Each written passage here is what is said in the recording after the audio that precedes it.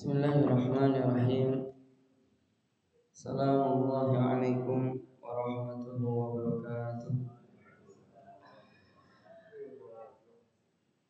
Hamdan wa syukran lillah, salatu wassalamu ala rasulillah, nabiyyina wa habibina sayyidina Muhammad ibn Abdullah sallallahu alaihi wasallam wa ala alihi wa ashabihi wa man amma ba'd. Allahumma anfa'na bima 'allamtana wa 'allimna ma yanfa'una wa zidna ilman fi ilmina ya rabbal alamin. Baik, teman-teman sekalian jamaah masjid dari sana yang semoga selalu jaga ikhlas karena Allah Subhanahu wa taala. Baik, sekarang kita masuk pada bab bayanu aqsamil ibad fi dawami at-taubah, atau penjelasan tentang pembagian hamba, tingkatan-tingkatan hamba dalam dalam kelanggengan dalam masalah taubat, atau maksudnya konsistensi mereka dalam masalah taubat. Dan gak bosan-bosan untuk tak ulang bahwa di pertemuan-pertemuan yang dahulu status dosa ini memang hajjabun bainal abdi wa rabbih, yaitu penghalang antara Allah dan hambanya, antara hambanya dan Allah Subhanahu wa taala. Dengan demikian dosa-dosa itu harus dihilangkan. Bagaimana cara menghilangkannya? Itu dengan cara taubat. Nah, biasanya mereka yang dosanya banyak, itu akan muncul, kata Syekh Muhammad bin Shalih Al-Utsaimin rahimahullah taala dalam An-Nur 'ala Darbi, begitu bahwa ketika orang itu dosanya banyak, biasanya nanti dia akan muncul yang namanya futur gitu. Ketika ibadah itu futur, nggak ada semangat, dia nggak bisa menikmati ibadah. Di sholat itu merasa nggak nikmat, ngaji juga nggak nikmat, wirid juga agak wegah gitu. Biasanya begitu. Terus nanti akan muncul yang namanya al-mahabbah ilal ma'siyah. Jadi dia itu senang kalau maksiat itu, entah kenapa hatinya tuh senang dihadapkan maksiat itu, kayak muncul kesempatan emas gitu. Nah, nanti yang gawat itu akan diwujudkan dalam dunia nyata. Jadi isi hatinya itu diwujudkan dalam hal nyata, yaitu dengan at-tabrir fil maksiat. Jadi bukan nyerempet-nyerempet maksiat, tapi malah maksiatnya dilanggengkan. Kalau sudah sampai situ, nanti akan muncul tahapan berikutnya, yaitu ad-dawam atau ad-da'wah. Ad-da'wah ilaiha, ngajak orang tuh maksiat barbar. Ini udah gawat banget. Nah, itu sebabnya karena numpuknya dosa. Makanya kata para ulama, langkahnya itu yang harus kita lakukan adalah at-takhliyah, mengosongkan hati, maksudnya mengosongkan diri dari maksiat. Dengan cara apa? Nah, ini dengan cara taubat. Baru kemudian at-tasfiyah. Tasfiyah itu mensucikan jiwa, menghilangkan sifat-sifat buruk, baru mengisinya dengan sifat-sifat yang baik. Baru yang terakhir at-tarbiyah. Kita didik jiwa kita, badan kita untuk tunduk patuh beribadah kepada Allah Subhanahu wa taala. Sekarang kita akan masuk pada tingkatan-tingkatan orang dalam masalah taubat. Sekarang kita masuk an-nasu fit taubati arba'u tabaqat. Jadi manusia semuanya itu dalam masalah taubat ada 4 tingkatan. Nah, nanti kita ada di mana? Misalnya ada yang nggak di level 1, ya harus kita naikkan ke level yang pertama. At-tabaqah al-ula. Nah, ini tingkatan yang pertama. Kata Ibnu Qudamah, taibun yastaqimu 'ala taubah ila akhir umri. Itu tobat terus istiqomah di atas taubatnya, yang enggak mengulang-ulang dosanya lagi itu sampai akhir hayatnya. Dan semisal kayak gini tuh kayak Malik bin Dinar gitu ya. Dulu kan preman pasar, ngalahin orang gitu. Terus kemudian taubat. Kisahnya tahu nggak Malik bin Dinar? Belum nih. Apa itu? Sehingga cerita Malik bin Dinar itu, coba nanti antum kalau Afan baca kitab apapun, apalagi masalah hati, nanti akan sering muncul ucapannya Malik bin Dinar, Fudail bin Iyad, Abdullah bin Mubarak, Sufyan Al-Thawri. Itu seringnya masalah akidah. Yang paling banyak mungkin Al-Hasan Al-Basri, Ibnu Sirin. Nah, Malik bin Dinar ini eranya tabi. Jadi zamannya mungkin satu zaman dengan Imam Syafi'i rahimahullah taala atau Imam Ahmad bin Hanbal rahimahullah taala. Beliau itu preman pasar, megang pasar di satu kota, Baghdad atau mana lupa saya. Ya, mungkin mirip-mirip kayak zaman sekarang begitu, Malakit begitu. Saya pernah ditanya sama saya itu kenapa bukan istri dulu yang tak bawa ke Jakarta itu. Si abang itu kok sering minta duit sama pedagang, nggak tahu dia kalau dia itu preman pasarnya. Nah, singkat cerita, eh, entah kenapa ada perempuan itu yang membuat dia takjub. Didatengin, cantik mungkin. Si perempuan ini nggak berani menghindar, karena kalau menghindar nanti keluarganya mungkin bakal ramah. Akhirnya menikahlah mereka. Begitu menikah, terus kemudian keluarga baru ini dikaruniai anak perempuan yang mungkin sangat lucu, sampai membuat Malik bin Dinar itu sayang banget dengan anak perempuan ini, putrinya ini. Ketika nunggu setahun, 2 tahun, begitu makin lucu begitu. 3 tahun sudah mulai bisa jalan. Nah, Malik bin Dinar itu masih suka mabuk dia. Biasa namanya ya mabuk ini tuh. Tapi sama putrinya itu selalu ditumpahin. Jadi minuman keras itu begitu lihat ditumpahin. Tumpahin. Tapi Malik bin Dinar nggak pernah marah. Coba kalau orang lain begitu, habis mungkin istrinya aja nggak berani. Nah, usianya nambah terus, jadi 4, 5 anak ini makin gemesin gitu, makin membuat Malik bin Dinar itu jatuh hati, seolah-olah itu hidup ya hanya untuk putrinya aja. Nah, sehingga cerita putrinya dipanggil oleh Allah Subhanahu Wa Taala, menikah stres, nggak bisa apa-apa, mabuknya malah makin parah, stres. Suatu ketika di mimpi itu, insya Allah ini mimpi benar. Dia melihat putrinya lagi di depan pintu gerbang surga. Kemudian ngomong ke bapaknya, "Pak, jangan nyasar ya." Terus kemudian bangun. Setelah itu kan kita tahu ya, jadi anak-anak yang belum balik itu yang meninggal itu kan jadi tabungan orang tuanya, terus mereka nunggu di pintu surga begitu, nungguin apa nunggu orang tuanya masuk surga. Itu kasihan kalau misalnya orang tuanya masuk neraka. Misalnya apalagi neraka selama-lamanya, kasihan sih ya anak itu. Jadi nungguin, makanya mungkin ada di antara keluarga kita mungkin apa nih, punya anak atau anak lain yang meninggal saat masih kecil, ya berarti harus beramal soleh biar ketemu dengan dia, kasihan. Nah, sehingga cerita si Malik bin Dinar ini langsung tobat, benar-benar tobat, berhenti mabuknya, berhenti dengan duit yang dipakai dikembalikan semua, terus dia mendekat ke Allah sampai jadi ulama. Bahkan Malik bin Dinar itu termasuk di antara ulama yang kalau ngomong itu kayak kaidah hidup gitu, jadi dicatat orang terus diamalkan gitu. Nah, ini kisah dari Malik bin Dinar. Tapi mudah-mudahan jangan sampailah kita diuji dengan cobaan seperti itu. Makanya buru-buru tobat dulu. Wa yatadaraku ma farrata min amrihi. Kemudian apa yang level pertama ini, dia langsung melihat hal-hal yang dia lembur dulu nggak dikerjakan. Misalnya Malik bin Dinar, mungkin sholatnya keteteran ditambahin gitu, mungkin puasanya dulu keteteran ditambahin, terus pokoknya dikejar semua yang lembut-lembut itu dikejar semua.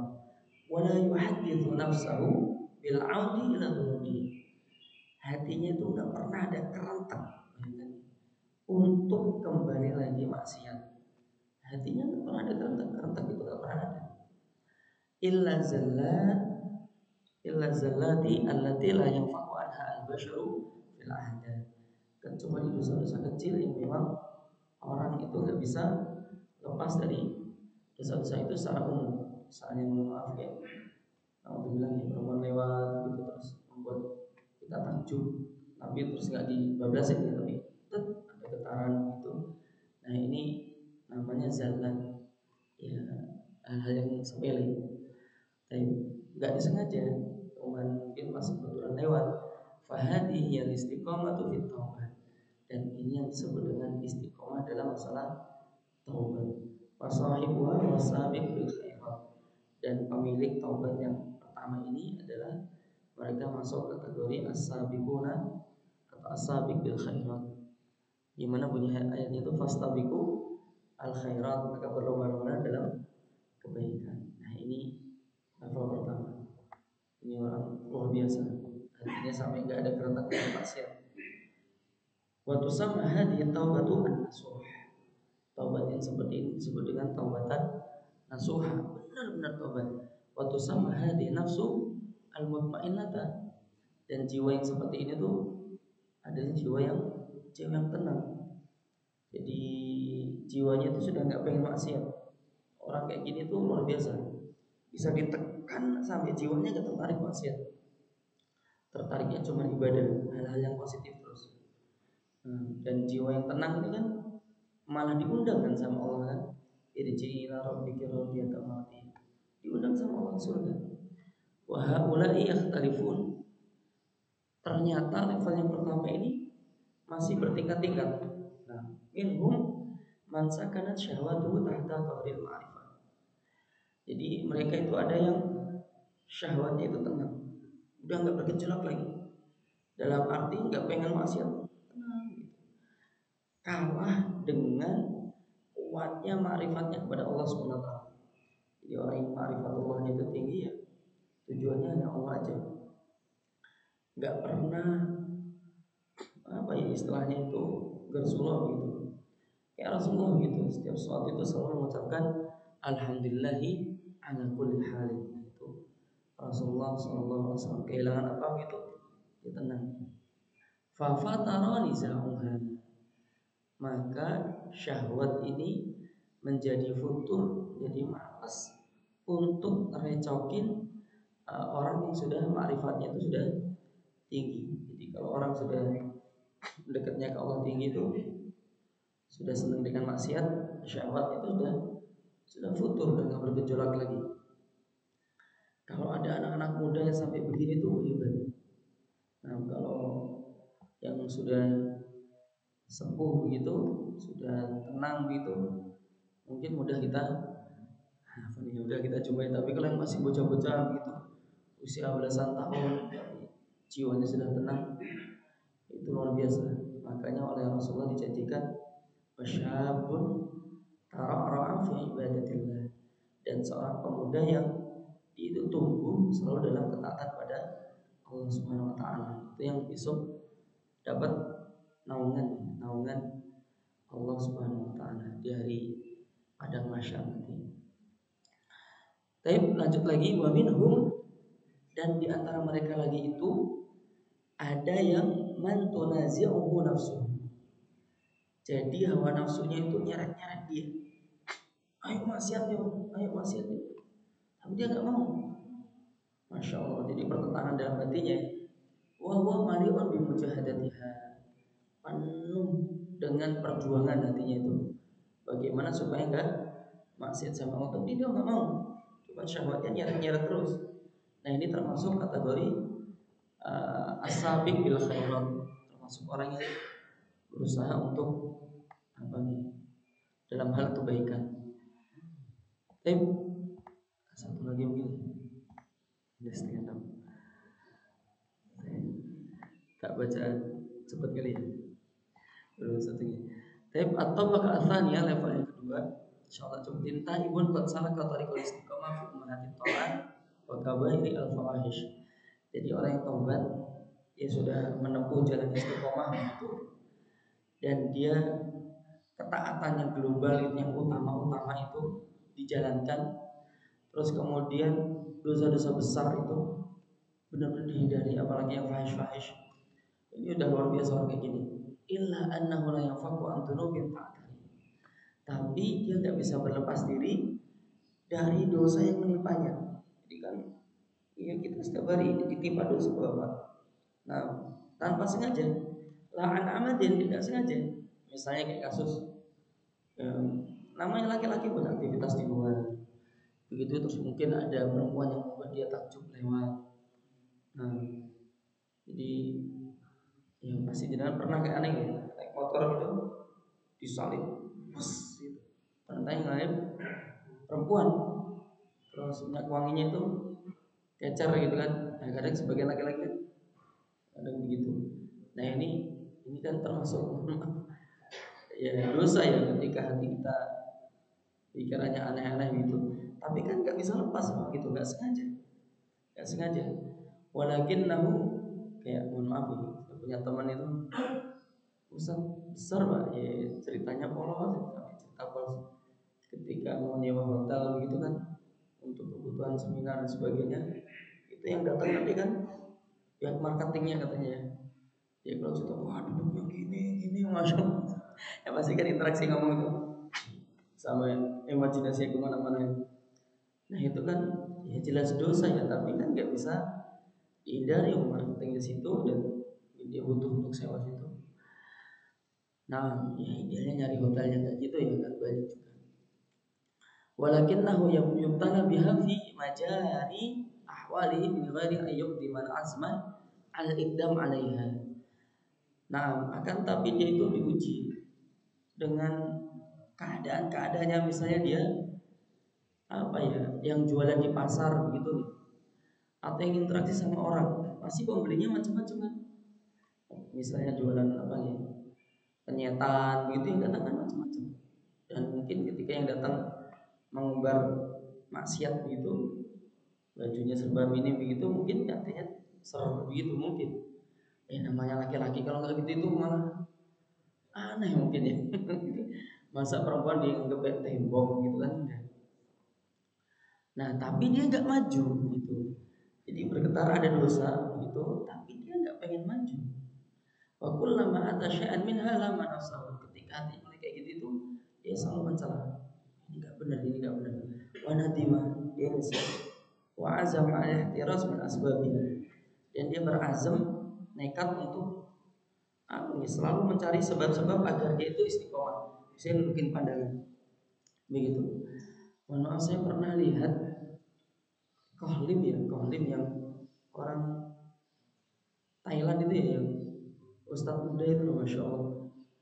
Kohlim ya, itu takwanya tinggi itu, masya Allah. Ketika diwawancara tentang judi online kan, keluarganya itu kan bandar bandar judi online tuh, kaya sekali keluarganya itu. Dia dulu juga terlibat menentukan siapa yang menang siapa yang kalah gitu. Nah makanya kan lagi nyari, ya kadang iseng panggil di YouTube cara sukses judi online. Ya iseng aja begitu muncul, bukan berarti pengen judi pak. Nah, yang muncul itu diantaranya Kohli, diwawancari oleh TV One kalau nggak salah. Yang wawancari kan perempuan, matanya nggak pernah gini. Itu luar biasa. Nah ini namanya al-ihtiraz min asbabiha. Dia mencari sebab-sebab agar dia nggak maksiat. Padahal dia udah nikah, dia masih muda, pasti istrinya juga masih muda begitu. Jadi, masya Allah luar biasa. Nggak terus begini. Ini namanya apa ya? Mencari sebab-sebab untuk tidak terjerumus dalam maksiat. Karena itu kata para ulama ya, awwalu hadzal awalnya itu pasti pandangan, pasti. Sama tuh tersenyum. Fatakallu terus mulai ngomong itu bikin janji udah bubar, udah bikin janji bubar. Makanya nadrohnya di awal dijaga ya kayak kohlim, masya Allah biasa. Fahadi apa namanya, tahu contohnya itu bang ya, lihat belum ada contoh yang lain. Nah mereka belum lihat ustaz lain-lain di TV terus pembawa acaranya perempuan belum lihat. Fahadi ya nafsu al-lawamah, dan ini adalah jiwa yang lawamah. Lawamah itu dari kata lama yang lumu yang mencela. Li'annaha talumu sahibaha, karena dia mencela pemiliknya alama yastahdifu lahu bil ahwali adzamimah, terhadap apa yang dia lakukan dari keadaan-keadaan yang hina, keadaan-keadaan maksiat kecil-kecil lagi itu. Dan nafsu lawamah itu kan pengertiannya banyak banget. Ini yang diambil oleh Ibnu Qudamah pengertiannya begini. Demikian juga orang di Al-Quran kan dikasih contohnya. Fa'amma man qudira 'alaihi rizquhu itu kan. Jadi ketika dia terpepet, kemudian dia mengeluh, tapi ketika dia dapat kebahagiaan dia heboh gitu. Nah itu nafsu lawamah, dia nggak tenang, dia melihat sebab-sebab aja, tapi nggak fokus ke Allah Subhanahu wa Ta'ala. Fahadi rotbatun aliyatun aido, dan ini derajat yang tinggi juga, karena setiap maksiat dia nyesel, maksiat kecil-kecil itu dia nyesel. Nah maksiat gede nggak pernah dia. Wa in kanat nazilatan 'ala tabaqatil ula, walaupun itu levelnya lebih rendah dari level yang pertama gitu. Dan insya Allah aman Pak, kayak kita itu mustahil diuji kayak ujiannya Nabi Yusuf itu, nggak mungkin. Nah, dulu di era salaf kuno dulu itu bisa sedikit lagi, ada orang tuh perempuan teman, perempuan kalau melihat langsung kelopak-kelopak gitu. Dan orang Arab kan begitu ya, mohon maaf ya.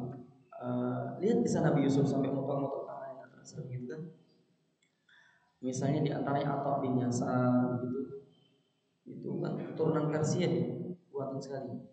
Ada lagi yang dia lupa itu namanya, atau yang bin Yasar itu kan kisahnya dengan apa ya, di tenda saat padang Arafah itu kan masyhur gitu. Sehingga cerita ada perempuan pengembala kambing gitu, melihat dia lagi apa istilahnya, lagi wukuf di Arafah gitu.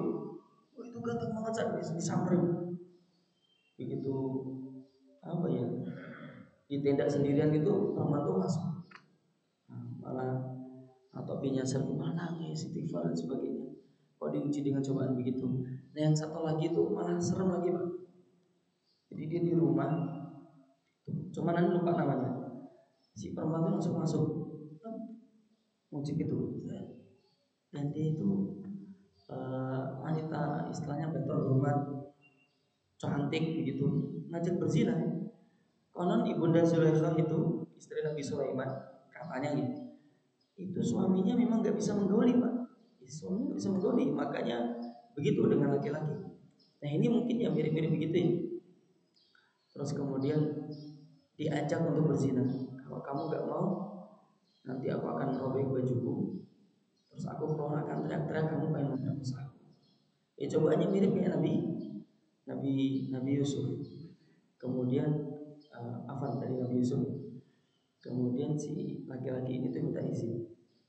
Saya tak pernah jadi bentar ya. Udah nggak tahan ya, pengen buang air di belakang. Ya diizinkan, masa nggak diizinkan. Ternyata mohon maaf BAB beneran. Terus badannya dilumurin kotoran. Ayo sekarang yuk. Ya nggak mungkin lah perempuan mau. Langsung lari perempuannya lari begitu. Dan seingat aneh itu zaman dulu kan nggak tahu gimana ya kamar mandi ya. Sehingga cerita, mohon maaf nih, tak singkat aja, terus kemudian dia meninggal begitu. Dan meninggal bau badannya itu harum, bau badannya harum. Gak lama setelah itu dia meninggal, gak lama setelah itu jalan ke sandung atau gimana dan lupa meninggal. Nah yang memandikan itu kaget, bau badannya harum.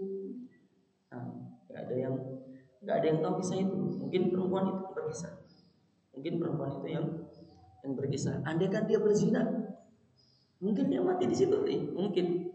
Oh nyawanya tinggal segini, dia nggak mau, ternyata meninggal. Ya kayak kisah orang yang ngasih sembahan pada patung dengan sebuah lalat itu kan, nyawa mereka berdua kan tinggal sedikit, dan ternyata mereka berdua akhirnya juga mati kan.